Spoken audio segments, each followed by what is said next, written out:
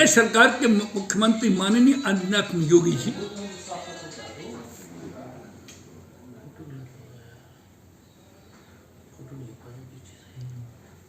ये बताएं कि अलीगढ़ में हजारों करोड़ की पोखरों के कब्जे के लिए कौन जिम्मेदार है?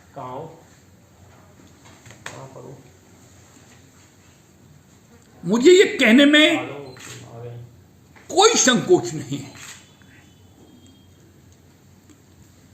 अभी करीब 15-20 दिन से अलीगढ़ महानगर की एटा चुंगी के पास लगभग 40-20 एकड़ जमीन में हजारों करोड़ के तालाब पर कुछ लोग कब्जा कर रहे हैं, प्लॉट काट के बेच रहे हैं। अगर ये जमीन नगर निगम की नहीं थी तो आज तक 100 साल से नगर निगम क्यों उस पर अपना बोर्ड लगा के कब्जा किए हुआ था?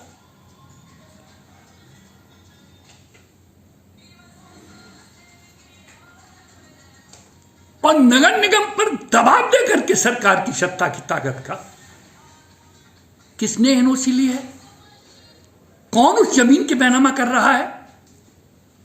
क्या महानगर के पानी निकासी के लिए इस 200 बीघा जमीन की जरूरत नहीं है? इस भ्रष्टाचार की पराकाष्ठा का जिम्मेदार कौन है? इसी तरह थोड़े दिन पहले गूलर रोड पर सैकड़ों बीघा जमीन को कुछ लोगों ने बेच दिया, अर्जी फर्जी हाई कोर्ट से एक स्टे लाके दे दिया। आज तक नगर निगम उस स्टे के खिलाफ क्या कर रहा है? या इसके भूले खो में एटा चुंगी वाले में किसी में पुराना कोई 100 साल पुराने रिकॉर्ड में किसी का नाम है तो नगर निगम हाई कोर्ट क्यों नहीं गया?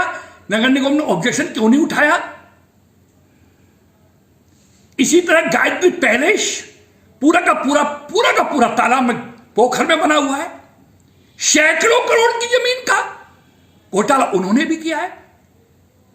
मैं माननीय आदित्यनाथ योगी से बड़े अदब से पूछना चाहता हूं कि देश प्रदेश और अलीगढ़ की जनता की अदालत को बताएं कि इन पोखरों को कौन घेरा रहा है, किसकी सत्ता की ताकत घेर रही है और इस हजारों करोड़ के घपले के लिए जिम्मेदार कौन है? बड़े शर्म की बात है। ईमानदारी की दुहाई देते हैं, जाति धर्म और नाम बदल करके जनता को की भावनाओं को हटाने की कोशिश करते हैं भ्रष्टाचार से। और पूरे अलीगढ़ में हल्ला मचा हुआ है, कोई भी आदमी बोलने के लिए तैयार नहीं है।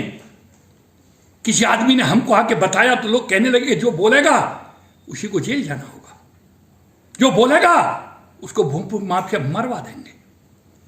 तो हमने कहा मरवा देंगे तो विजेंद्र सिंह बोले का वक्त है, समय आएगा तो किसी भी रुकेगा नहीं।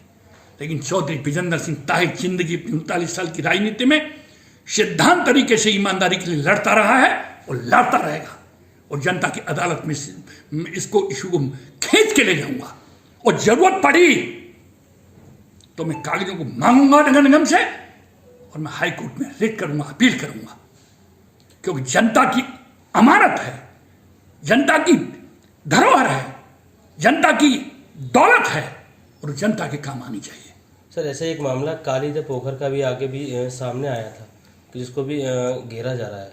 मैं वही तो कह रहा हूं आपसे मेरे पत्रकार बंधु, कालीदह की कम से कम 200 बीघा जमीन पर प्लॉट काटे जा रहे हैं। एटा चुंगी वाली घेर ली, गायत्री पैलेस की घेर ली, हजारों करोड़ की गूलर रोड घेर ली। और मुझे कहने में कोई संकोच नहीं है, मैं किसी को डरने वाली बात नहीं करता हूं। ईश्वर ने सब कुछ बना दिया कि अलीगढ़ का नाम बदलने के लिए बड़े बड़े प्रस्ताव पास करते हो, दुहाई देते हो, लोगों को धमकाते हो, तो वे गूलर रोड की जमीन का हिसाब क्यों नहीं देते हो?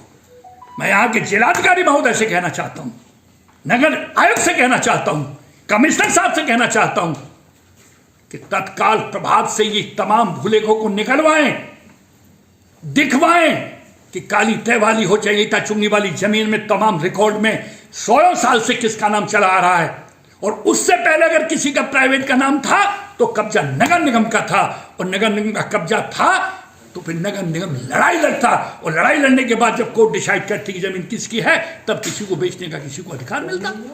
यह कौन सा तरीका है कि अलीगढ़ 50 लाख उसकी आबादी का शहर है, महानगर है, ऐतिहासिक है, और यहां पर इतने बड़े घोटाले।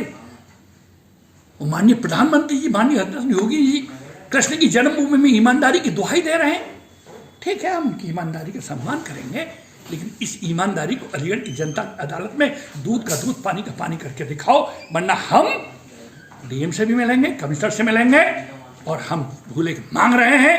अगर इन्होंने हम भूले नहीं दिए तो उसके लिए हम कोर्ट में जाएंगे, और कोर्ट में जाकर के हम इसमें हिट करेंगे, लेकिन जनता की लड़ाई ईमानदारी के साथ पोखरों में लड़ेंगे। अगर आप ये वीडियो YouTube पर देख रहे हैं तो हमारे चैनल को सब्सक्राइब करें और बेल आइकन को दबाना ना भूलें। अगर आप Facebook पर ये वीडियो देख रहे हैं तो हमारे पेज को लाइक करें।